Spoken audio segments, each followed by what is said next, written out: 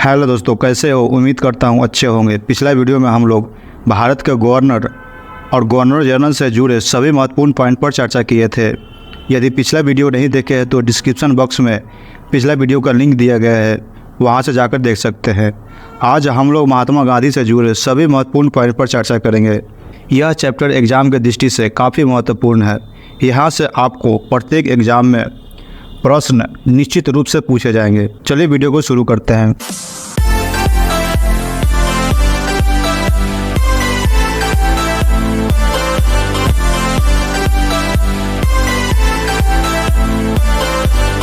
तो आज हम लोग गांधी युग के बारे में पढ़ेंगे।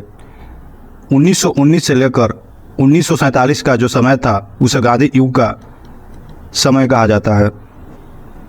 गांधी जी का जन्म 2 अक्टूबर 1869 ईस्वी में हुआ था।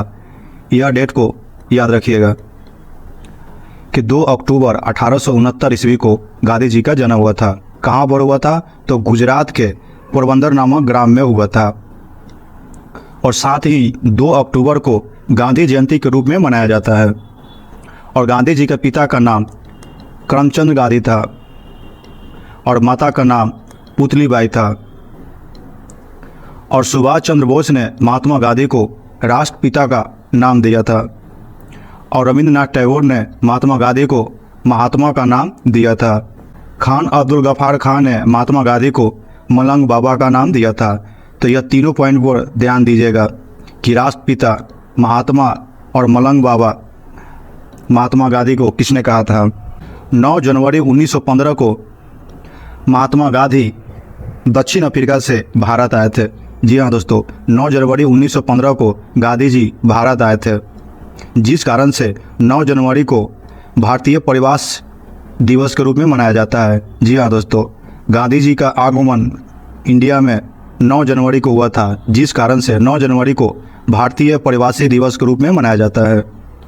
और गांधी जी का पहला सत्याग्रह दक्षिण अफ्रीका में हुआ था। जी हाँ दोस्तों, आपसे सवाल पूछेगा कि गांधी जी का पहला सत्याग्रह कहाँ पर हुआ था? तो दक्षिण अफ्रीका में हुआ था। और साथ ही में महात्मा गांधी ने दक्षिण अफ्रीका में फिनिक्स आश्रम का भी स्थापना किया था, जिसको भी ध्यान दीजिएगा। और भारत में पहला आश्रम साबरमती आश्रम था, जिसको भी ध्यान दीजिएगा कि दक्षिण भारत में फिनिक्स आश्रम और भारत में साबरमती आश्रम का स्थापना महात्मा गांधी ने किया था। तो चलिए अगला पॉइंट की तरफ। महात्मा गांधी का भारत में पहला सत्याग्रह चंपारण सत्याग्रह था। जी हाँ दोस्तों, चंपारण सत्याग्रह 1917 में हुआ था। तो इसको ध्यान दीजिएगा। यदि सवाल पूछेगा आपसे कि महात्मा गांधी का पहला सत्याग्रह कहाँ हुआ था, तो वह हुआ था दक्षिण अफ्रीका में। यदि भारत लगा दे और पूछे आपसे कि भारत का पहला सत्याग्रह कहाँ हुआ था, तो वह हुआ था चंपारण में हुआ था। जो अगला सत्याग्रह हुआ था वह था अहमदाबाद सत्याग्रह, जो फरवरी 1918 में हुआ था। जो अहमदाबाद का सत्याग्रह हुआ था वह हुआ था मिल मजदूर के प्लेग बोनस के लिए हुआ था। जो अगला सत्याग्रह हुआ वह हुआ खेरा सत्याग्रह, जो अप्रैल 1918 ईस्वी में हुआ था। खेरा सत्याग्रह यह एक किसान सत्याग्रह था, जिसको भी ध्यान दीजिएगा। प्रथम विश्व युद्ध जो 1914 से लेकर 1918 ईस्वी तक चला, तो इसमें गांधी जी ने अंग्रेजों का सहयोग किया था। जी हाँ दोस्तों, तो गांधी जी ने प्रथम विश्व युद्ध में अंग्रेजों का सहयोग किया था, जिस कारण से अंग्रेजों ने गांधी जी को कैसर-ए-हिंद का उपाधि दिया था। जिसको भी ध्यान दीजिएगा कि कैसर-ए-हिंद गांधी जी को किसने दिया था? तो अंग्रेजों ने मार्च 1919 में रॉलेट एक्ट लागू किया। जी हाँ दोस्तों, अंग्रेजों ने 1919 ईस्वी में रॉलेट एक्ट लागू किया। रॉलेट एक्ट को काला कानून भी कहा जाता है, क्योंकि इसमें भारतीयों को बिना वारंट को शक के आधार पर गिरफ्तार कर सकता था अंग्रेज, जिस कारण से भारतीय नाराज थे और इसका विरोध अमृतसर में कर रहे थे। तो 19 अप्रैल 1919 को जलियांवाला बाग का हत्याकांड हुआ। जलियांवाला बाग कहाँ था? तो अमृतसर में। जलियांवाला बाग हत्याकांड के समय भारत के जो वायसराय थे उस समय जेम्स फोर्ड थे। और जलियांवाला बाग हत्याकांड में गोली चलाने का आदेश जनरल डायर ने दिया था। तो इसको भी ध्यान दीजिएगा कि गोली चलाने का आदेश किसने दिया था? जनरल डायर ने। और जलियांवाला हत्याकांड से दुखी होकर रविंद्रनाथ टैगोर ने नाइटहुड का उपाधि त्याग दिया था। तो इसको ध्यान दीजिएगा कि रविन्द्रनाथ टैगोर ने जलियांवाला हत्याकांड के बाद से नाइटहुड का उपाधि त्याग दिया था और जलियांवाला बाग हत्याकांड की जांच के लिए हंटर कमीशन कमेटी का गठन किया था। जी हाँ दोस्तों, तो अंग्रेजों ने जलियांवाला बाग की जांच के लिए हंटर कमीशन कमेटी का गठन किया था, तो इसको भी ध्यान दीजिएगा। चलिए अगला पॉइंट की ओर चले जानते हैं असहयोग आंदोलन के बारे में। जो असहयोग आंदोलन था वह 1920 ईस्वी से लेकर 1922 ईस्वी तक चला। असहयोग आंदोलन का प्रस्ताव 1920 ईस्वी में नागपुर अधिवेशन में प्रस्ताव पारित हुआ था। जी हाँ दोस्तों, असहयोग आंदोलन का प्रस्ताव 1920 ईस्वी में नागपुर अधिवेशन में पारित हुआ था। असहयोग आंदोलन को एनी बेसेंट ने मुक्ततापूर्वक विरोध कहा था। जी हाँ दोस्तों, एनी बेसेंट ने असहयोग आंदोलन को मुक्ततापूर्वक विरोध कहा था। और 5 फरवरी 1922 को गोरखपुर में चौरा चौरी घटना हुआ, जिस कारण से महात्मा गांधी काफ़ी दुखी हुए और गांधी जी ने कैसर-ए-हिंद का उपाधि लौटा दिया था। जी हाँ दोस्तों, तो चौरा चौरी हत्याकांड के कारण महात्मा गांधी ने कैसर-ए-हिंद का उपाधि अंग्रेजों को लौटा दिया था। और 11 फरवरी 1922 को असहयोग आंदोलन महात्मा गांधी ने वापस ले लिया। जी हाँ दोस्तों, तो 11 फरवरी 1922 को महात्मा गांधी ने असहयोग आंदोलन वापस ले लिया। और असहयोग आंदोलन वापस लेने के कारण से चित्तरंजन दास और मोतीलाल नेहरू बहुत नाराज हुए, जिस कारण से चित्तरंजन दास और मोतीलाल नेहरू ने मिलकर स्वराज पार्टी का गठन किया। जी हाँ दोस्तों, तो स्वराज पार्टी का गठन 1923 ईस्वी को हुआ था, तो इसको ध्यान दीजिएगा।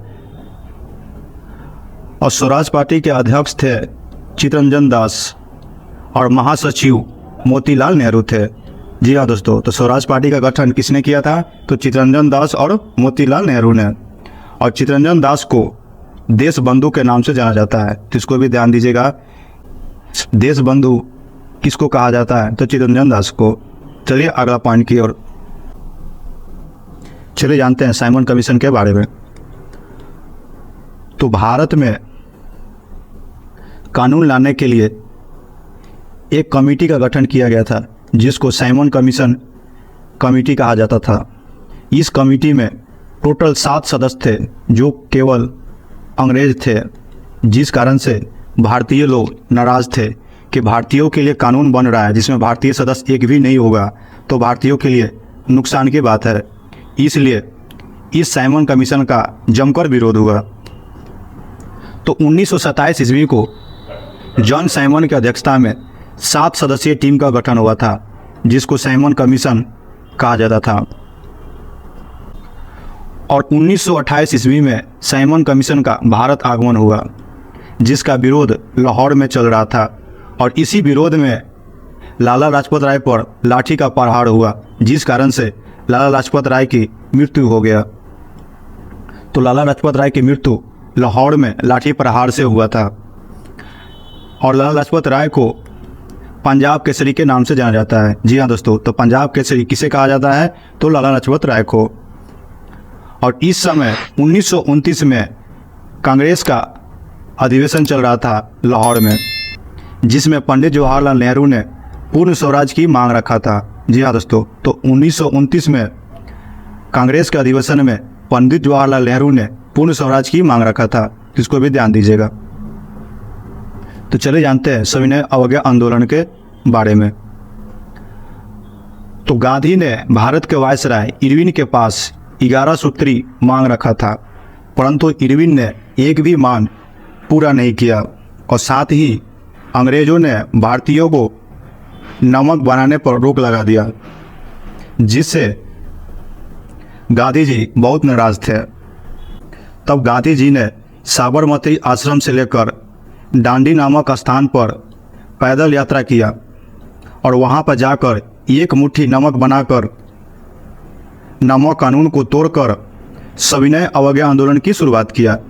तो डांडी मार्च यात्रा जो 15 मार्च 1930 से लेकर 16 अप्रैल 1930 तक चला और दांडी नामक स्थान पर नामक कानून तोड़कर महात्मा गांधी ने सविनय अवज्ञा आंदोलन का शुरुआत किया था।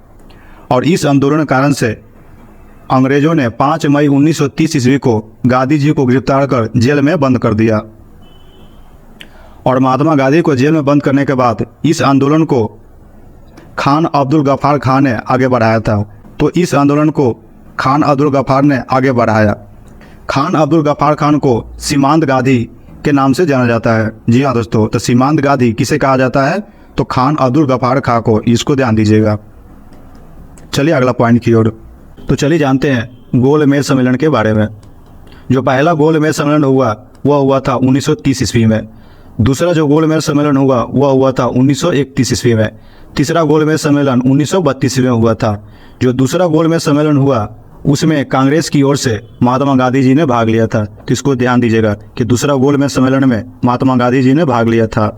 और तीनों गोलमेज सम्मेलन में भीमराव अम्बेडकर ने शामिल हुए थे। तो इसको भी ध्यान दीजिएगा। तो तीनों गोलमेज सम्मेलन में कौन शामिल हुआ था? तो भीमराव अम्बेडकर ने। 24 सितंबर 1932 को अम्बेडकर और गांधी जी के बीच पूना पैक्ट समझौता हुआ। तो पूना पैक्ट किससे संबंधित है? तो अम्बेडकर और गांधी जी से संबंधित है। किसको ध्यान दीजिएगा। चलिए जानते हैं द्वितीय विश्व युद्ध के बारे में। द्वितीय विश्व युद्ध 1939 ईस्वी से लेकर 1945 ईस्वी तक चला। उस समय भारत के वायसराय थे वह थे लॉर्ड लिनलिथगो। जी हाँ दोस्तों, इसको ध्यान दीजिएगा कि द्वितीय विश्व युद्ध के समय भारत के वायसराय थे लॉर्ड लिनलिथगो। और इसी समय 1940 ईस्वी में अली जिन्ना द्वारा पाकिस्तान की मांग किया गया था। तो पाकिस्तान का मांग किसने किया था? तो अली जिन्ना ने। और पाकिस्तान नाम रहमत अली द्वारा दिया गया था। तो इसको भी ध्यान दीजिएगा कि रहमत अली ने पाकिस्तान का नामकरण किया था। चलिए अगला पॉइंट की तरफ। चलिए अब जानते हैं व्यक्तिगत सत्याग्रह के बारे में। तो 1940 ईस्वी में व्यक्तिगत सत्याग्रह की शुरुआत विनोबा भावे ने किया था। जी हाँ दोस्तों, व्यक्तिगत सत्याग्रह की शुरुआत 1940 में हुआ था। किसने किया था? तो विनोबा भावे ने। जो दूसरा सत्याग्रही थे वह थे जवाहरलाल नेहरू। पहला हुए विनोबा भावे, दूसरा हुए जवाहरलाल नेहरू। इसको भी ध्यान दीजिएगा।